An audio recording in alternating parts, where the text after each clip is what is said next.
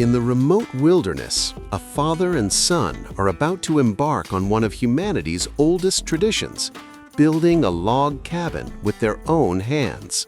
This is the complete story of their log cabin build, not a quick project, but a months-long journey that will test their strength, their skills, and their bond as family. Their goal is simple but challenging. Construct a 20-foot by 14-foot log cabin with a loft, entirely on a budget, using trees they harvest themselves and techniques passed down through generations. This is their story.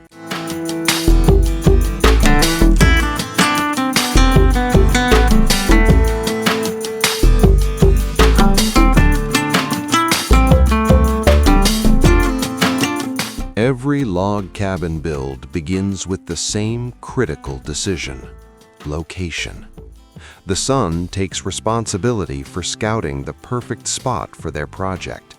He's not just looking for flat ground, he's searching for specific things: access to the right trees, good drainage, natural sunlight, and proximity to water. These factors will determine whether their log cabin build succeeds or struggles. But he's also looking for something else: white cedar trees, and there's a very good reason for this choice. White cedar is one of the best woods for log cabin building. It's naturally resistant to rot and insects, which means the cabin will last decades without chemical treatments. It's also relatively lightweight compared to other species, making it easier for two people to handle without heavy machinery. And perhaps most importantly, white cedar is straight growing, which is essential for building walls that fit tightly together. As the son walks through the forest, marking potential building sites and surveying the available timber, he makes an unexpected discovery: a deer antler partially hidden in the underbrush. This find brings a smile to his face. It's not just a souvenir, it's confirmation that they've chosen a location rich with wildlife, a sign of a healthy ecosystem. Deer frequent areas with good water sources and abundant food. If deer thrive here, the forest is healthy, and a healthy forest means quality timber for their log cabin build. The location is decided. The white cedar stands are abundant. The ground is suitable. Now the real work begins.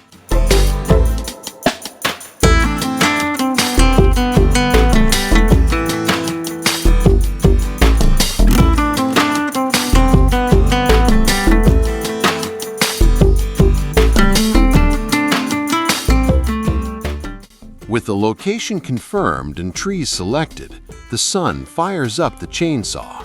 The distinctive roar echoes through the forest, the sound of a log cabin build beginning in earnest. Felling trees with a chainsaw requires more than just power. It requires knowledge and safety. The son has learned proper felling techniques from his father, and he follows them carefully. First, he identifies the natural lean of the tree. Every tree wants to fall in a certain direction based on how it grew. Fighting that natural lean is dangerous and inefficient. Instead, he works with the tree's inclination.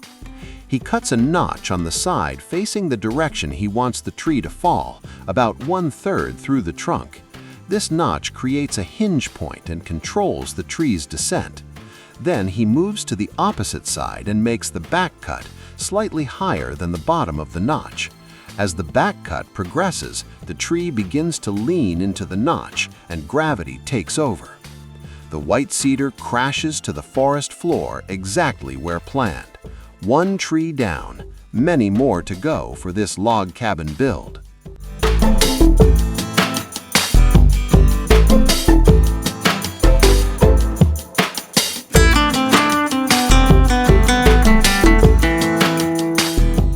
As soon as the logs are cut to length, the son begins a process that many beginners overlook: debarking.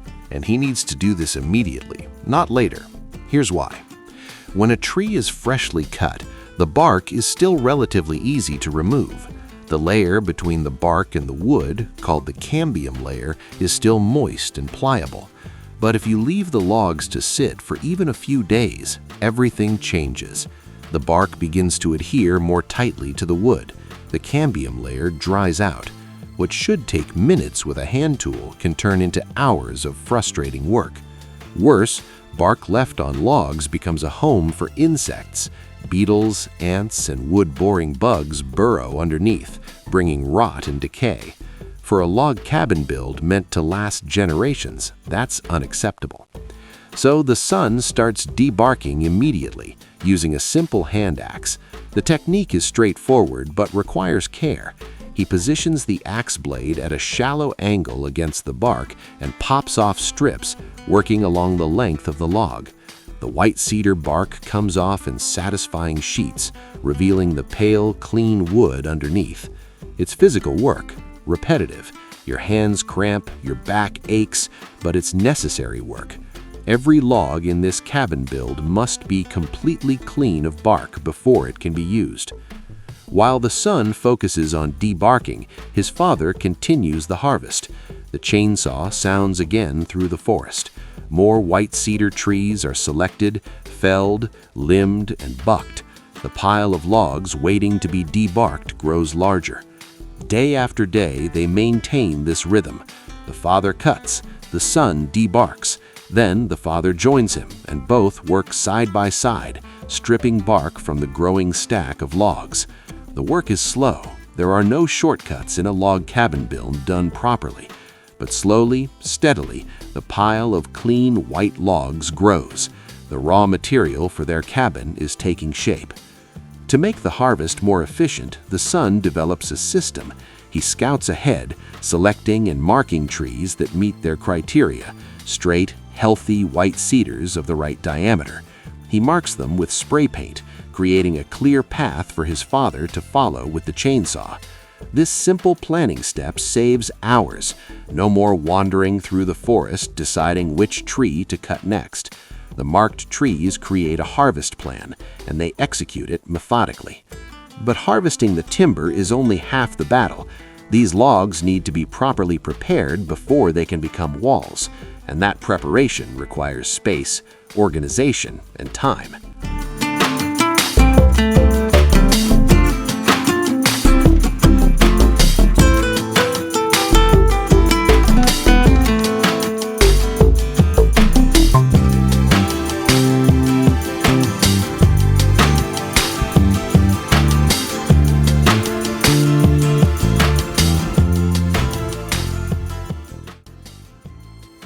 With dozens of logs harvested and debarked, the father and son face their next challenge: moving these heavy logs to where they can properly season and dry. And white cedar logs, despite being lighter than some species, are still extremely heavy. Each log weighs several hundred pounds. This is where having the right equipment makes the difference between possible and impossible. The father's tractor becomes essential. They attach chains to individual logs, and the tractor drags them from the forest to their seasoning area near the build site. But they can't do this alone. The scale of the work requires help. They reach out to nearby farmers, neighbors who understand the value of community and the tradition of log cabin building. These farmers arrive with their own tractors and strong backs, and together they begin the process of stacking the logs properly. Why does seasoning matter for a log cabin build? Because fresh-cut logs are full of moisture. Sometimes more than 50% of their weight is water. If you build with wet logs, they'll shrink as they dry, creating gaps between the logs, making the cabin drafty and unstable. Properly seasoned logs, dried to around 15 to 20% moisture content, are stable and won't shrink significantly once the cabin is built. The technique for stacking logs to dry is specific and important. They don't just pile them randomly. Instead, they create organized layers, and between each layer, they place thin wooden strips called stickers. These stickers, usually just 1-inch by 2-inch pieces of scrap wood, serve a crucial purpose. They create air gaps between the logs, allowing air to circulate completely around each log. Airflow is what drives drying. Without stickers, the logs touching each other would trap moisture, creating perfect conditions for mold, rot, and decay. As they work, dark clouds gather overhead. The wind picks up. A storm is approaching, and their logs are exposed. They quicken their pace, working together to stack the remaining logs. The first drops of rain begin to fall just as they position the last log on the pile. They quickly cover the entire stack with a large tarpaulin, pulling it tight over the top. But, and this is important, they leave the sides of the stack completely open to the air. These logs will sit for weeks, slowly releasing their moisture, becoming stable and ready for construction. Meanwhile, there's other work to be done. A log cabin needs more than just logs. It needs a foundation, and foundations begin with stone.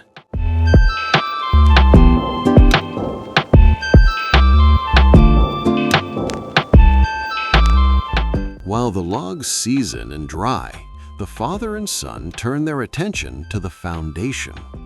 Every log cabin build, no matter how traditional or rustic, needs a solid foundation. Without it, the cabin will settle unevenly, logs will twist, doors won't close, and the structure will fail. For this log cabin build, they've chosen a pier foundation, one of the oldest and most effective methods for cabin construction. Instead of a continuous concrete foundation, they'll use individual stone piers positioned at key load-bearing points. This method is cheaper, requires less concrete, and works beautifully in areas with good drainage. But first, they need large stones, boulders heavy enough to bear the weight of the entire cabin without settling or shifting. These stones must be massive, stable, and positioned below the frost line. The frost line is critical. In cold climates, water in the ground freezes during winter, and when water freezes, it expands. This expansion creates tremendous upward pressure called frost heave. If your foundation sits above the frost line, frost heave will literally lift and shift your foundation, destroying your log cabin build. In their location, the frost line is approximately 3 feet deep. The father fires up his tractor, and they head to an area of the property where large boulders naturally occur. These glacial deposits, stones left behind when ice sheets retreated thousands of years ago, are perfect for foundation work.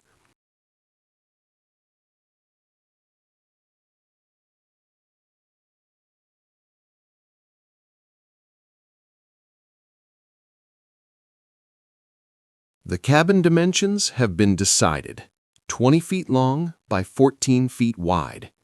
This size is deliberate, large enough for comfortable living with a loft, but small enough for 2 people to build without a full construction crew. Every decision in this log cabin build is about balancing ambition with practicality. To support this 20 by 14 foot structure, they need 9 foundation piers. Why 9? Because proper weight distribution requires support at each corner, at the midpoint of each long wall, at the center of the cabin, and at key points where floor joists will bear extra load.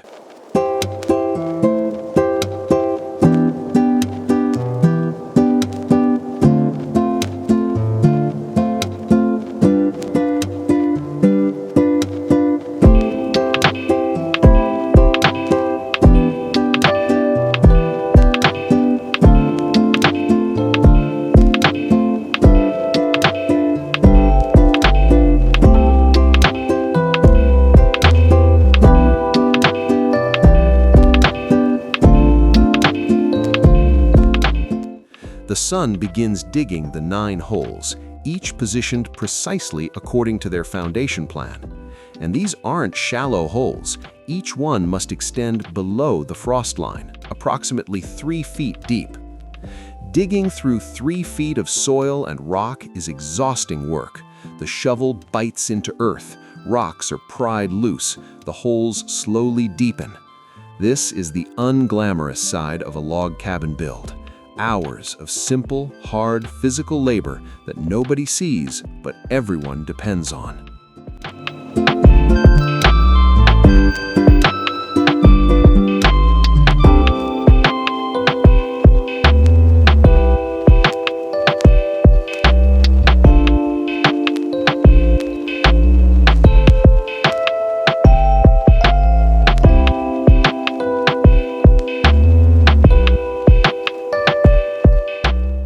Once all 9 holes are dug, the boulders are positioned.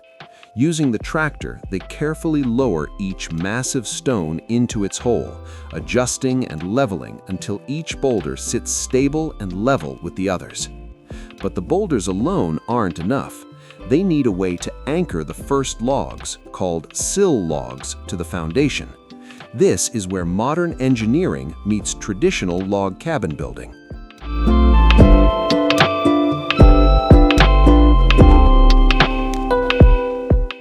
Using a heavy-duty drill with a masonry bit, they drill holes into the tops of the boulders. This is slow, difficult work. Stone resists drilling. The bit heats up. Water must be added for cooling. But inch by inch, the holes deepen into the rock.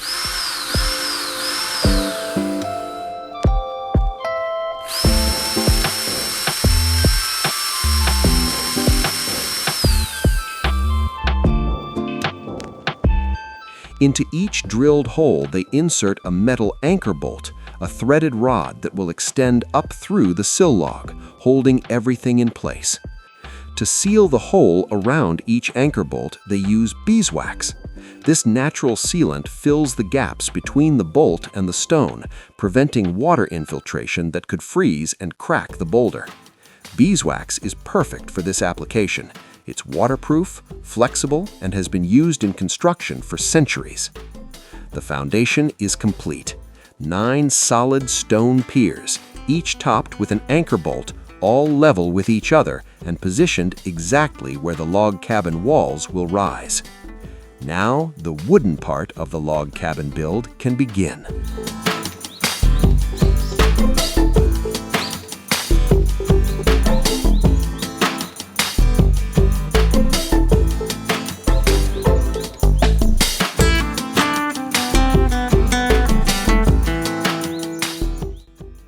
The sill logs are the most important logs in the entire cabin. These first logs, which sit directly on the foundation, will support everything else: floor, walls, roof, the entire structure. If the sill logs are wrong, everything above them will be wrong. They select the straightest, most perfect logs from their seasoned pile for this purpose. These logs are drilled to match the positions of the anchor bolts in the foundation. The holes must be precise. Too small and the log won't fit. Too large and the connection will be loose. With the holes drilled, they carefully lower the first sill log onto the anchor bolts.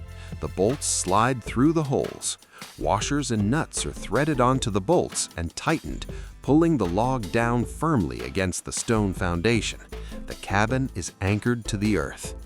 One by one, the remaining sill logs are positioned, forming a complete rectangle, 20 feet by 14 feet, the exact footprint of their log cabin build. With the perimeter established, they install the floor joists. These smaller logs span the width of the cabin, creating the structure that will support the cabin floor. The joists are notched where they meet the sill logs, creating a solid connection that distributes weight evenly.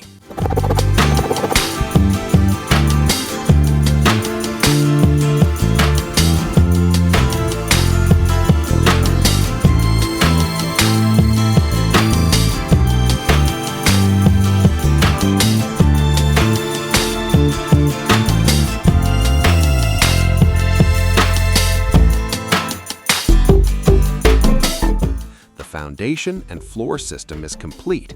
They have a level platform. Now the visible part of the log cabin build, the walls, can rise.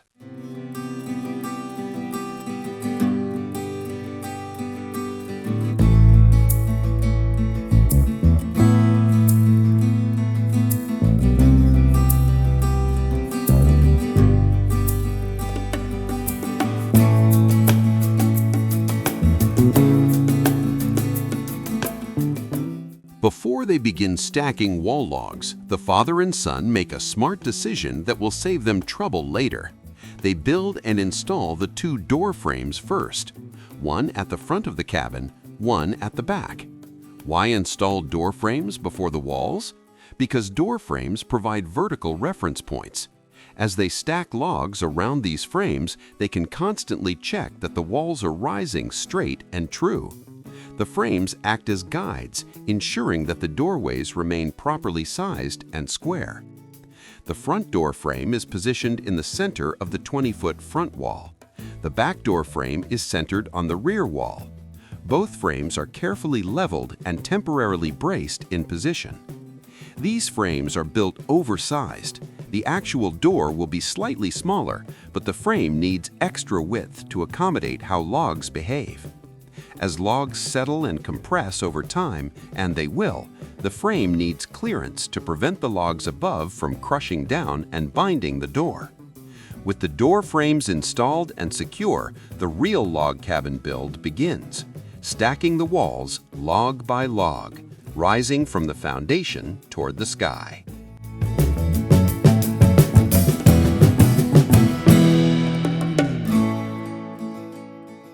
The first wall log is lifted into position on top of the sill logs.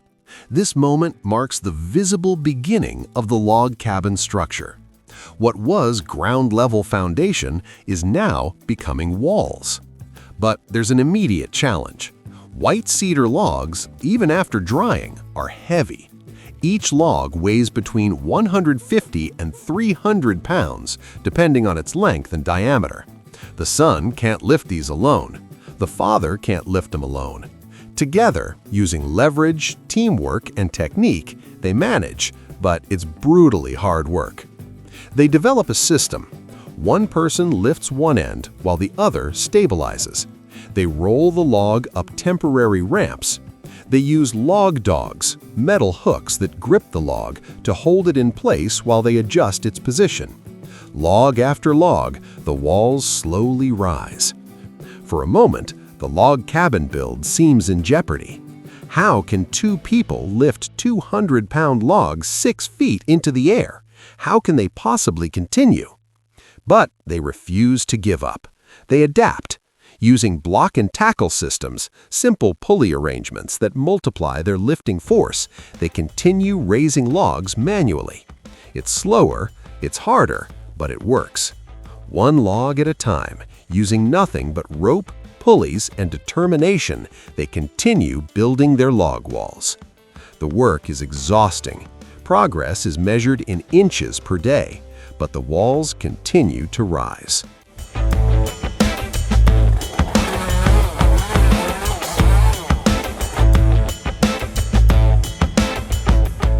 After days of manual lifting, the tractor is finally repaired and returns to the job site. The difference is immediate and dramatic. What took 2 hours to lift manually now takes 15 minutes with the tractor. The boom extends, chains are attached, and logs are lifted smoothly into position. The log cabin build is moving at a real pace again. The walls rise faster now. The cabin is becoming recognizable as a structure. You could stand inside the perimeter and see the beginning of enclosed space. They work carefully, methodically, checking and rechecking as each log is added.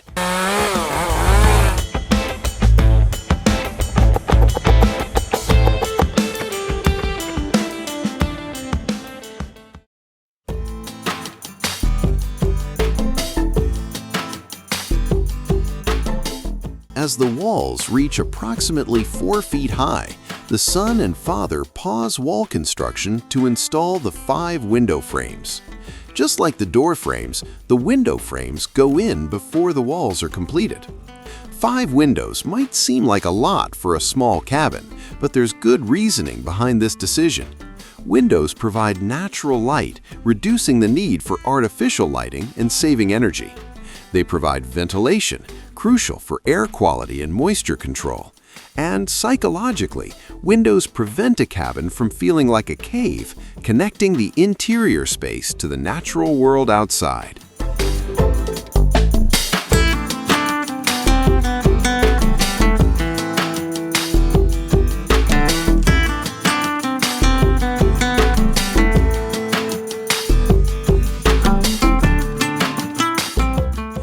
window frames in position, the walls will continue rising around them, locking the frames in place as the logs stack higher.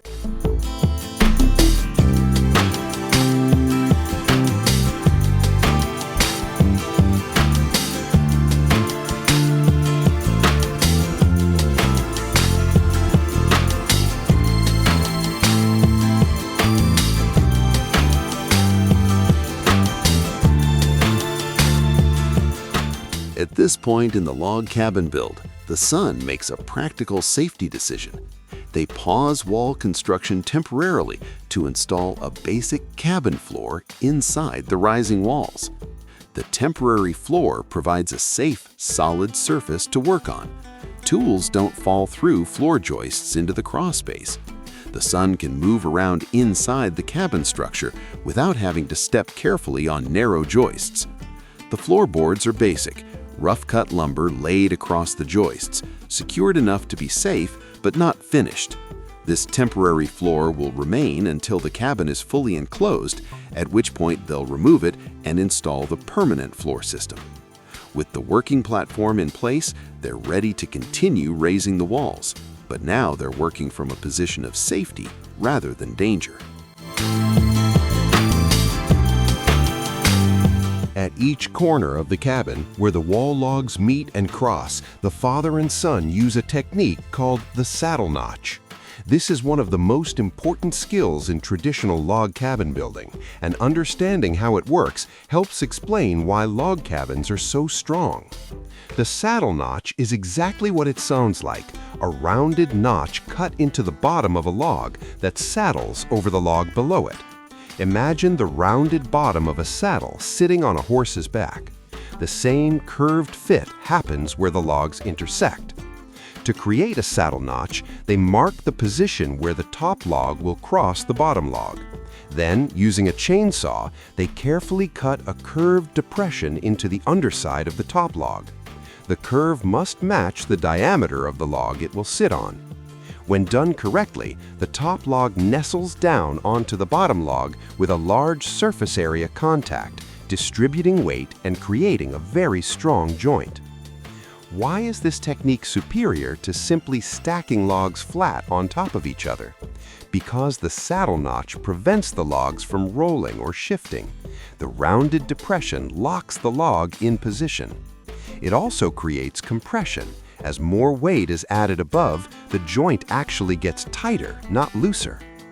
The saddle notch also has another advantage.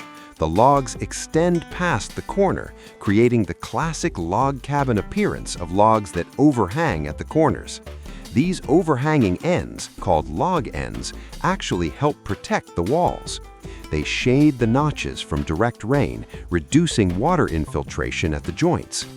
As each new course of logs is added, the corners rise in an alternating pattern. One wall extends past the perpendicular wall, then the next course reverses, with the perpendicular wall extending. This interlocking pattern builds tremendous strength. Corner by corner, notch by notch, the walls climb toward the doorframe tops.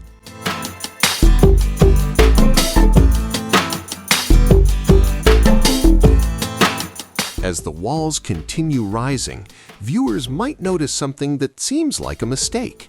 There are visible gaps between some of the logs. The logs don't all fit together perfectly tight.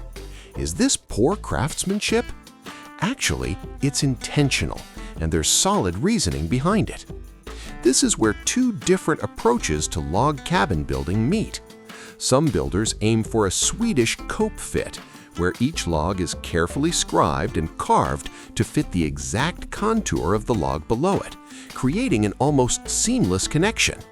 This technique is beautiful and creates very tight walls, but it requires enormous skill and time. Each log might take hours to fit properly. The father and son have chosen a different, more practical approach for their log cabin build. They're allowing controlled gaps between logs, which they'll later fill with chinking. Chinking is a traditional method of sealing the spaces between logs, using mortar, clay, or modern synthetic materials. For hundreds of years, log cabins were built this way. Early pioneers used clay mixed with straw or moss packed tightly into gaps. Modern chinking materials are more durable, but follow the same principle. Fill the gaps to create an airtight, weatherproof wall. Why choose this method? Several reasons. First, it's much faster. Instead of spending hours scribing and fitting each log perfectly, they can stack logs more quickly and address the gaps later.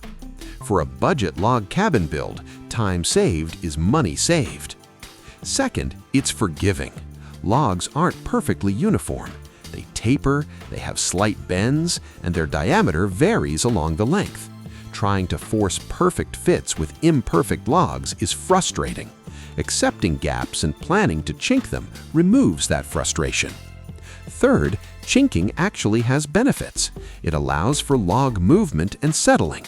Wood expands in humidity and contracts in dryness. A too tight fit might crack under this movement, but chinking is flexible and moves with the logs. So as the walls rise, they leave these gaps deliberately, knowing that later in the log cabin build process, they'll return with mortar and seal everything properly.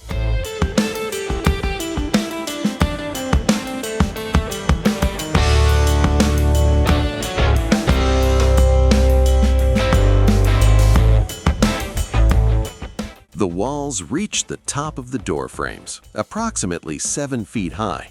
This is a milestone moment in the log cabin build. The walls are now tall enough for standard door height. A person can stand inside and not feel cramped. But the walls don't stop here.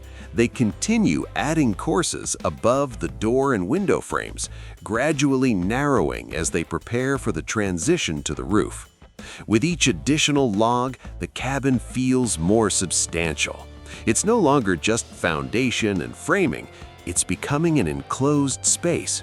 You can stand inside and imagine living here. You can see where furniture might go, where the stove will set, how the space will function. The final wall logs are positioned. The structure is essentially a rectangular box open at the top with door and window openings at the appropriate heights. The walls are complete. Total wall height? Approximately 9 feet at the highest point, creating room for a comfortable loft above the main floor. The log count in the walls? Over 60 individual logs, each carefully positioned, notched, and fitted. The next phase of the log cabin build is about to begin, creating the roof structure.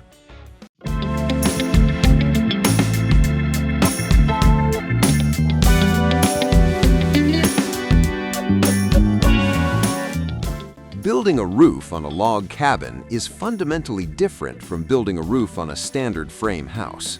The roof must distribute tremendous weight. Snow load in winter can add tons of pressure. And the roof structure must accommodate the reality that log walls will settle over time as the logs compress. The father and son begin by installing the loft. This isn't just floor space in the upper level, it's a crucial structural element that ties the walls together and provides a platform for building the roof above. The loft extends across the interior of the cabin at approximately 9 feet above the main floor.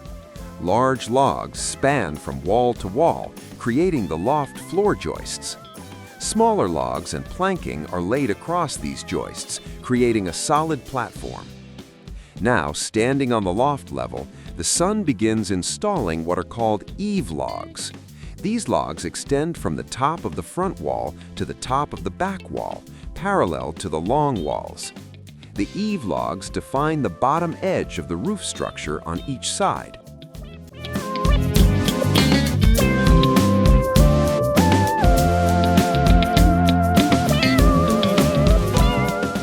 Next comes a critical vertical element, a center log column. This column extends from the center of the loft floor straight up to what will become the peak of the roof. This center column will support the ridge pole, the highest log in the entire structure, and transfer the roof weight down through the loft to the foundation. But one center column isn't enough for a 20-foot span.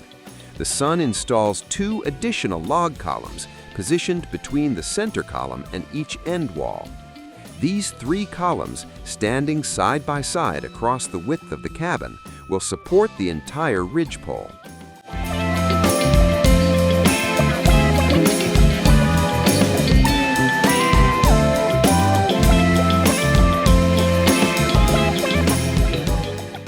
The columns are carefully plumbed vertical and temporarily braced in position.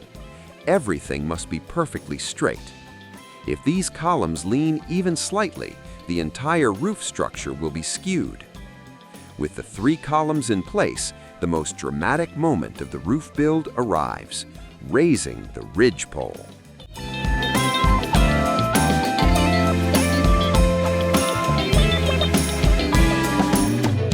The ridgepole is the longest, straightest log they've saved for this purpose. It spans the entire 20-foot length of the cabin and will form the peak of the roof, the highest point of their log cabin build. Using the tractor, they carefully lift the ridgepole into the air. The son, working on the loft level, guides it into position on top of the 3 vertical columns. It's delicate work. The log weighs several hundred pounds, and it needs to rest precisely on the tops of all 3 columns simultaneously. Slowly, carefully, the ridgepole is lowered into place. It settles onto the column tops. Adjustments are made until it's perfectly level along its length. Temporary bracing holds it in position.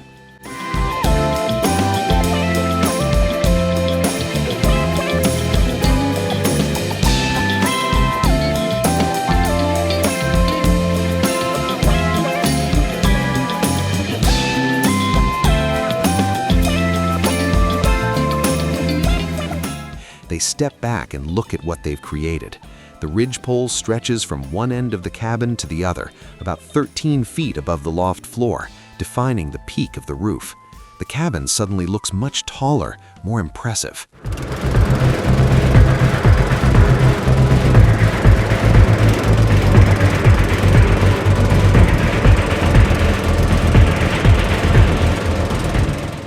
Now they install the purlins, logs that run parallel to the ridgepole but lower down, creating intermediate support for the roof rafters. Purlins span from front wall to back wall, supported by the walls themselves. The purlins are spaced evenly down the slope on both sides. These horizontal logs create the framework that will support the rafters, the final layer of roof structure.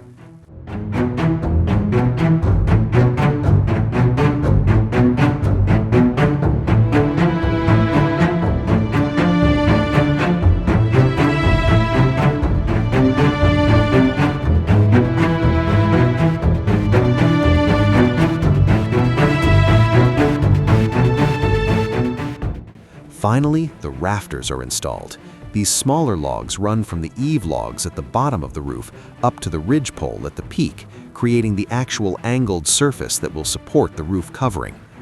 The rafters are notched where they meet the purlins and ridgepole, creating solid connections that won't shift or sag. They're spaced approximately 2 feet apart along the length of the cabin.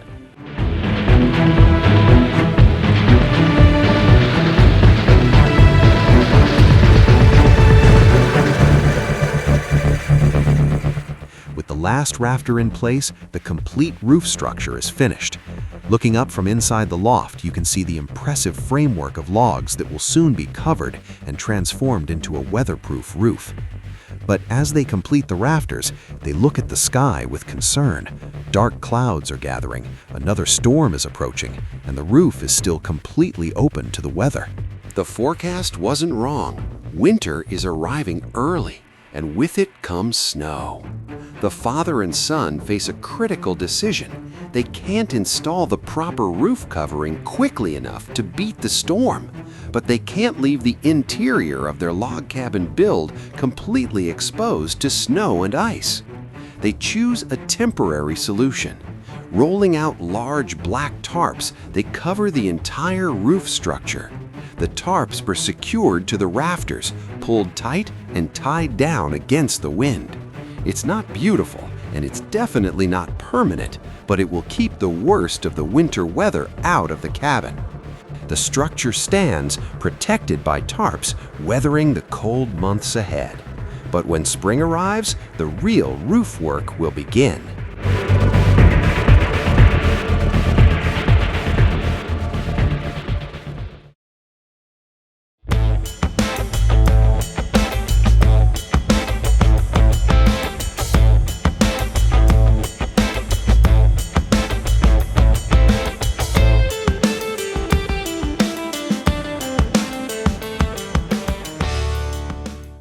When they installed the rafters back in the fall, they were racing against winter weather. The rafters went up quickly, covered by tarps, and left for months. But looking at them now in spring light, the sun realizes they were installed with bark still on. This was a shortcut taken under pressure, but it's a shortcut that will cause problems. For a quality log cabin build, those rafters need to be cleaned. The solution seems daunting. They need to remove the rafters, remove the bark, and reinstall them. It means essentially undoing weeks of work. But it's the right thing to do. Compromising on quality now means problems later. So they carefully dismantle the rafter system, removing each log one by one, lowering them to the loft level. Then comes the milling process.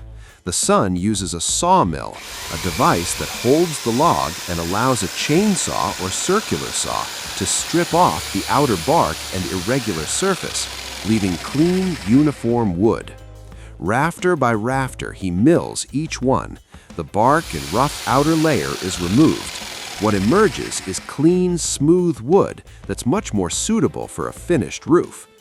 The milled rafters are then carried back up to the roof and reinstalled, same positions as before, but now clean and proper. The extra work is worth it. The roof structure looks dramatically better, and they know it will perform better long term. With the rafters properly prepared, they can now move to the next phase, sheathing the roof to create a solid surface for waterproofing.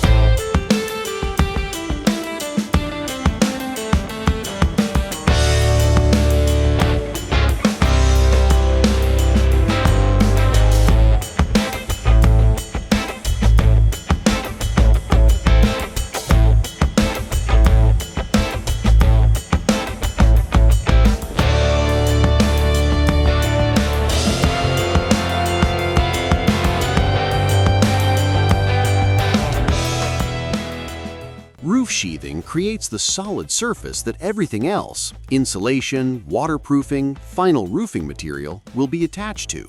For this log cabin build, they're using barn boards. Barn boards are rough-cut lumber, typically 1 inch thick, cut to various widths.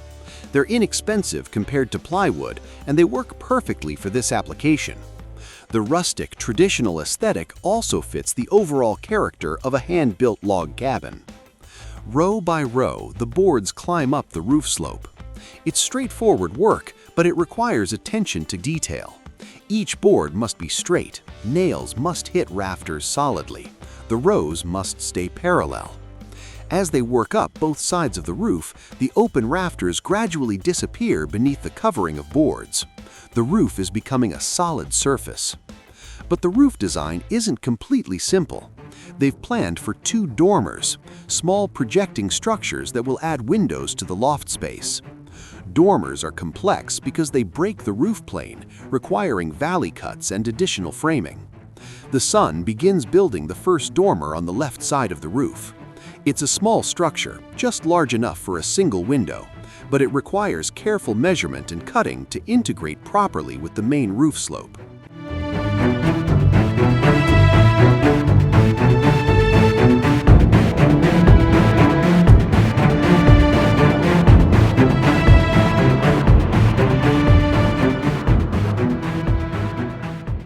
A dormer adds light and headroom to what would otherwise be a dark, cramped loft space. For anyone planning to use the loft as actual living space, a bedroom, an office, a studio, dormers are almost essential. The first dormer takes shape on the left side. The sun builds a small frame that projects out from the main roof slope. The dormer has its own mini roof, angled to shed water. The front face of the dormer will hold a window. The framing must be strong enough to support itself and handle snow load, but light enough that it doesn't stress the main roof structure. The angles where the dormer roof meets the main roof, called valleys, require careful cutting so water will flow properly down and off the roof without pooling.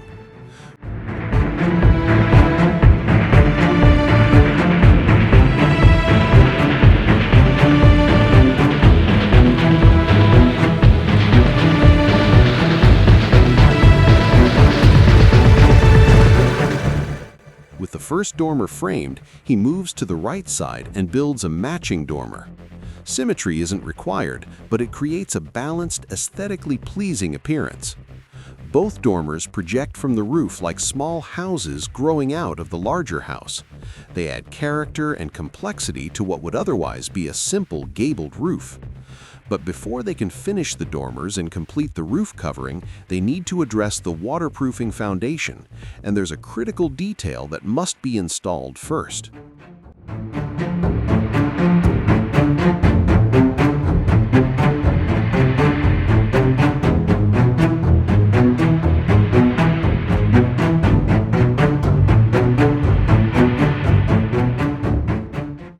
The barnboard sheathing creates a surface, but it's not waterproof by itself. Wood has gaps, boards can warp. For true weatherproofing, they need a layer between the boards and the final metal roofing. But first, they need to install proper roof boards, plywood sheathing that creates a perfectly uniform surface.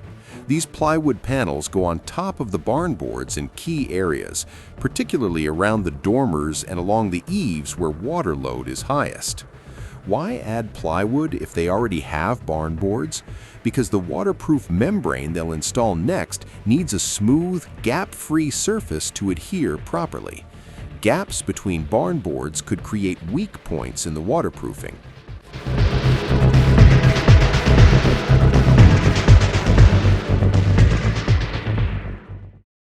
With the plywood in critical areas, they're ready for the waterproof membrane. This modern material, often called ice and water shield, is a self-adhesive membrane that forms a completely waterproof barrier. Once applied, water cannot penetrate, even if the metal roofing above it develops leaks or ice dams form at the eaves.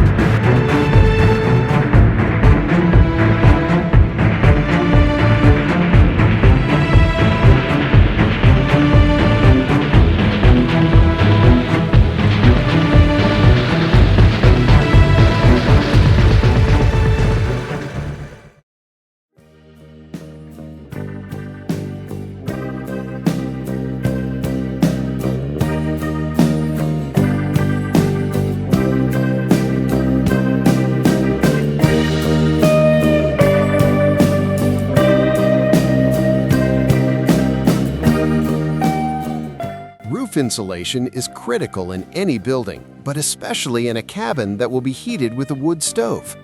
Heat rises. Without insulation, all the warmth generated by the stove would simply escape through the roof, making the cabin expensive and uncomfortable to heat. But insulating the roof of a log cabin presents a challenge. In a standard house, you'd install insulation between roof rafters, working from inside the attic space. But in this log cabin build, the rafters are exposed as part of the ceiling aesthetic. Covering them with insulation from below would hide the beautiful log ceiling they've created. The solution is to insulate from the top. They install rigid foam insulation board directly on top of the roof sheathing before the final roofing material goes on. Foam board insulation is lightweight, has excellent R value, meaning it resists heat transfer very effectively, and creates a continuous layer of insulation without thermal breaks. The boards are cut to fit the roof surface and laid in place like large puzzle pieces. Why do this before the metal roofing? Because there won't be access or room to add insulation later. This is their one opportunity to properly insulate the roof. Once the metal roofing goes on, the roof assembly is sealed permanently. Working on the sloped roof, the father and son carefully position the foam boards, cutting around the chimney opening, trimming to fit at edges and valleys. Each board is secured so it won't shift or blow away. With the foam insulation in place, the roof now has layers: barn board sheathing on the bottom, waterproof membrane, foam insulation, and ready for the final layer, metal roofing.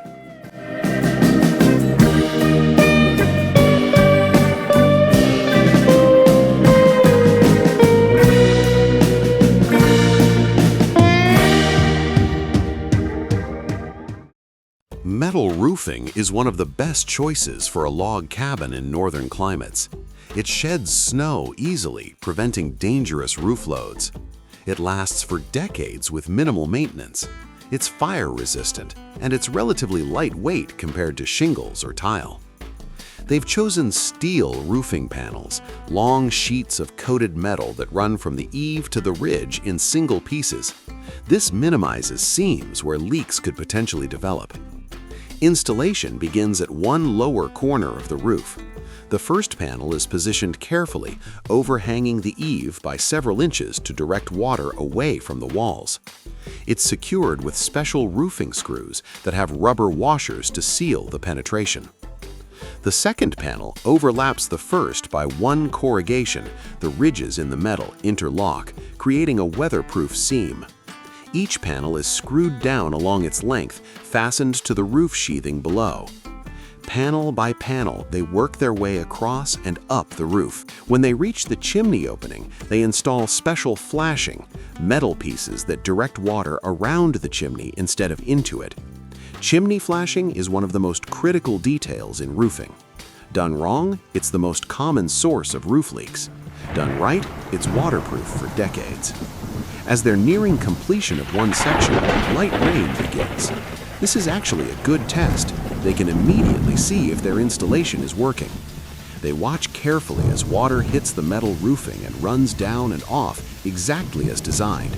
No drips inside, no leaks. The roof is performing. But the weather doesn't stay as just light rain. Heavier weather is coming.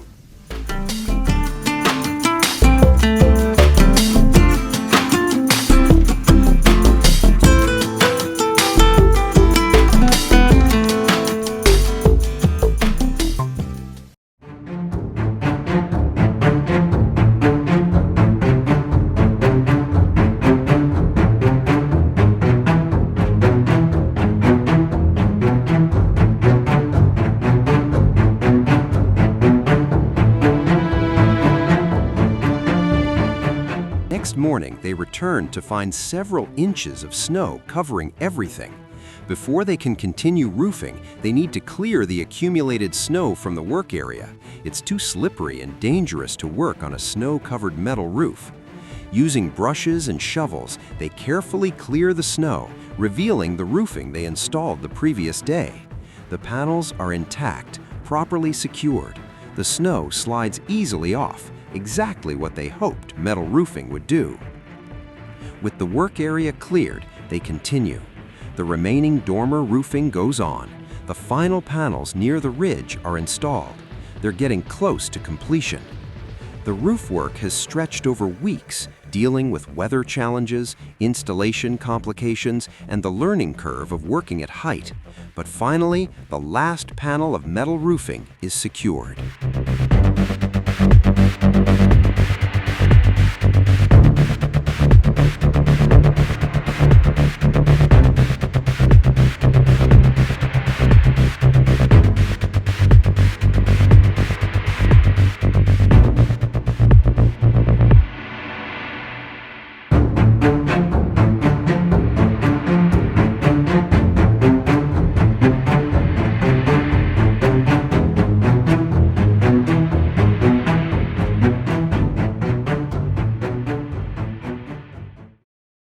With the metal roofing complete, the dormers need their exterior cladding. Right now, they're just frames projecting from the roof. They need walls that match the character of the log cabin. The father and son choose cedar siding, specifically hand-milled cedar that matches the white cedar logs in the walls. This isn't purchased siding from a lumberyard. Using their sawmill, they create their own siding boards cut from cedar logs they harvested alongside the cabin logs. This hand-milled approach does several things. It keeps costs down, they're using material they already own. It ensures aesthetic consistency. The siding wood matches the cabin walls, and it continues the handcrafted traditional character of the entire log cabin build. The siding boards are cut to length and installed vertically on the dormer fronts. They're secured with small nails, edges overlapping slightly to shed water. The texture of the hand-milled wood, slightly rough with visible saw marks, gives the dormers a rustic, organic appearance that complements the log walls below. Both dormers are clad in this matching cedar siding. The small roofs over each dormer are already covered with the same metal roofing as the main roof, creating visual unity. Standing back and looking at the cabin now, the transformation is remarkable. What was a tarp-covered structure months ago is now a complete weatherproof building with a professional-looking roof system. The cabin looks finished, at least from the outside.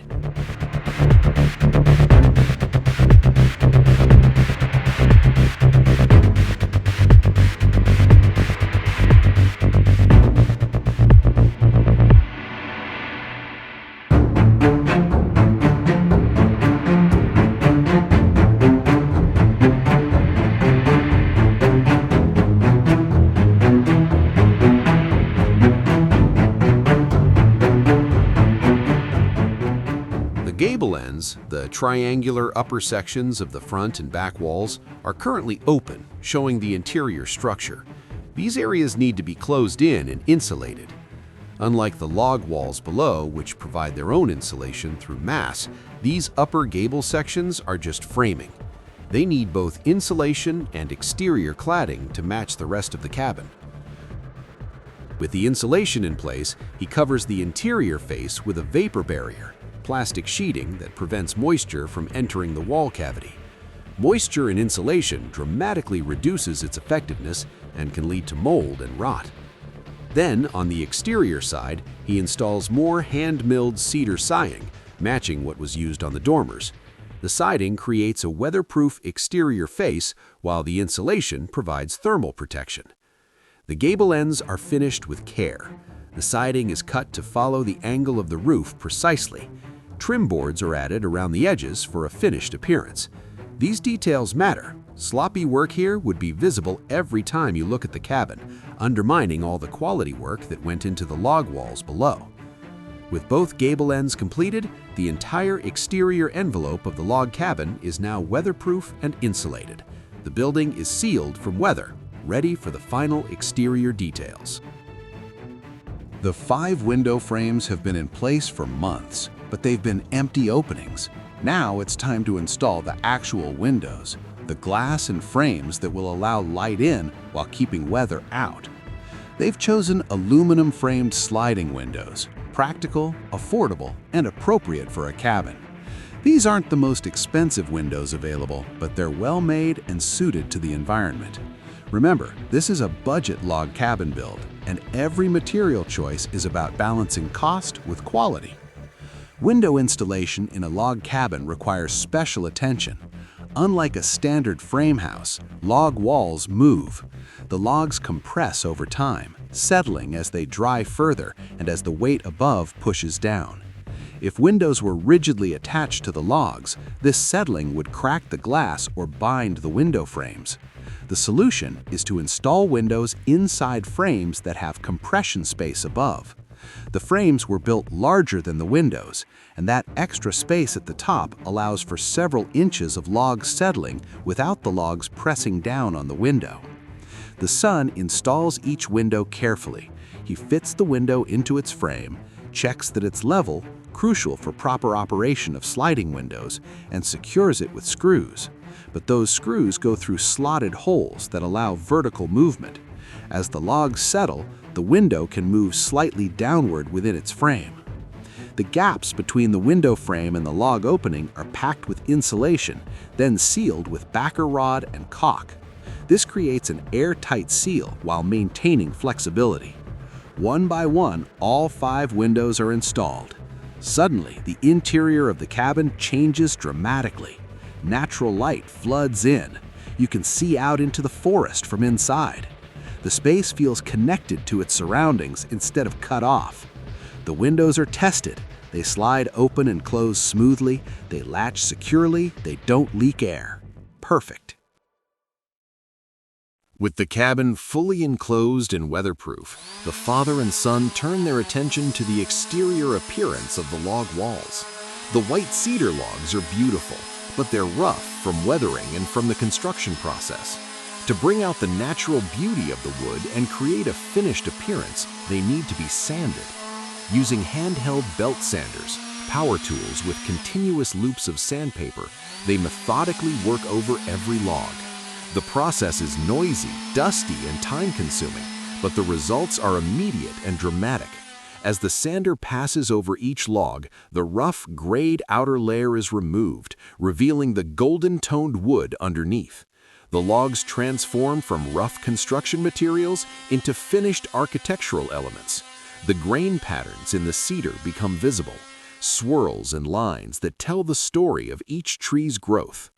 They work methodically, section by section, log by log. The dust from sanding creates clouds that drift in the air, coating everything. Both wear dust masks and eye protection.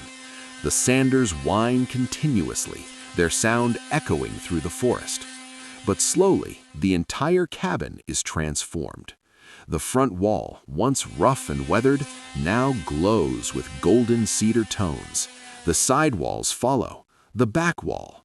Around windows, around doors, every log surface is sanded smooth and clean. The contrast between sanded and unsanded logs is striking, like the difference between rough lumber and fine furniture.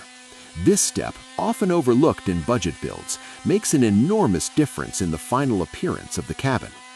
With the sanding complete and the dust settled, the cabin looks professional. The logs appear almost new, their natural beauty on full display. This is what a quality log cabin build should look like.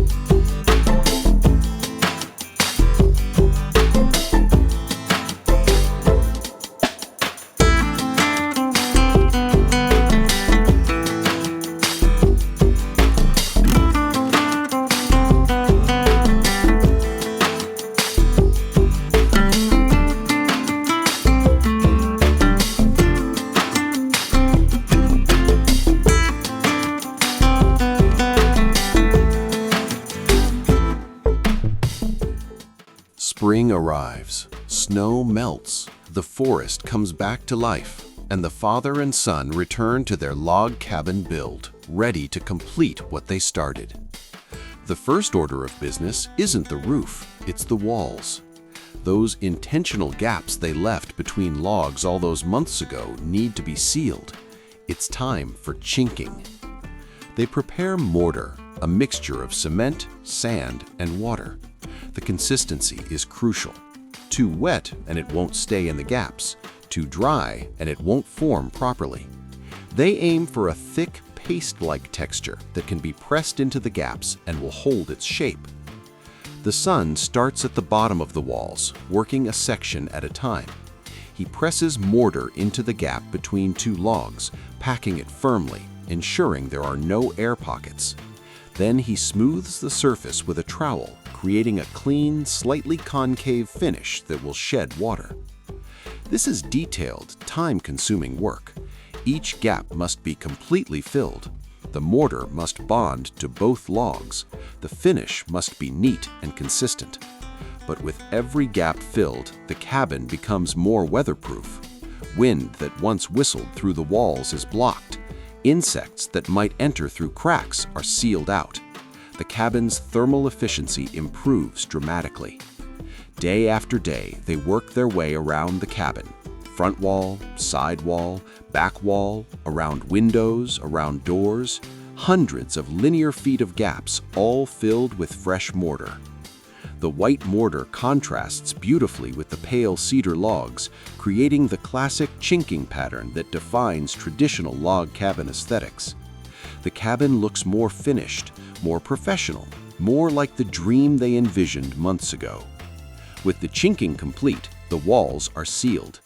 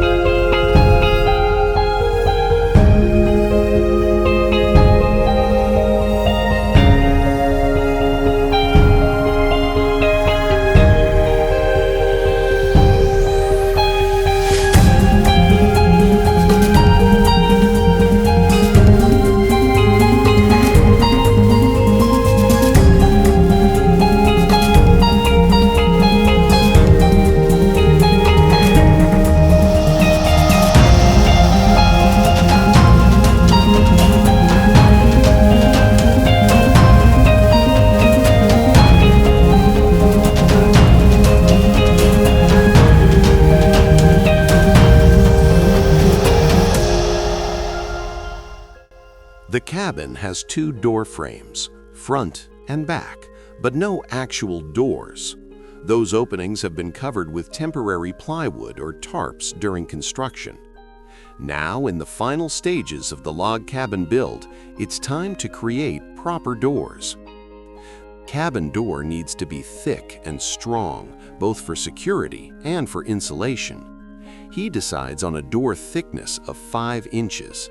This isn't standard. Most exterior doors are 1.75 inches thick. But for a log cabin and cold country, the extra insulation value is worth the additional materials and weight.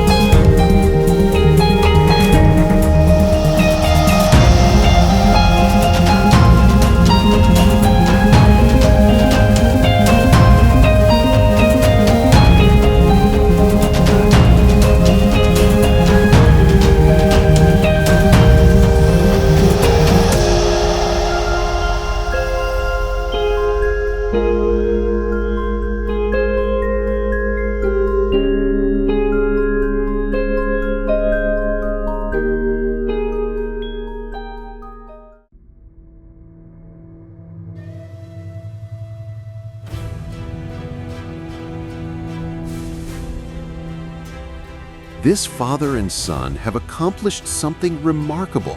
From standing forest to standing cabin, they've completed a log cabin build that showcases traditional skills, modern problem solving, and sheer determination.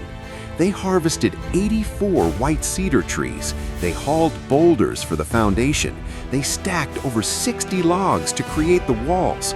They built a complete roof structure with dormers. They installed 5 windows and 2 hand-built doors. They chinked hundreds of linear feet of gaps.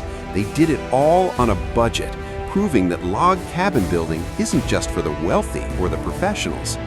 But the cabin isn't quite ready to live in. Not yet. In part 2, you'll see the transformation from structure to home. Watch as they install the finished floor, bringing warmth and comfort to bare joists. See the wood stove go in, creating heat that will keep them warm through bitter winters. Follow the installation of the off-grid solar system that will provide power without connecting to the grid. Discover how they build a bathroom in a cabin where none existed. Experience the moment when LED lights first illuminate the interior, bringing modern convenience to traditional construction. The log cabin build is complete, but the journey to off-grid living is just beginning.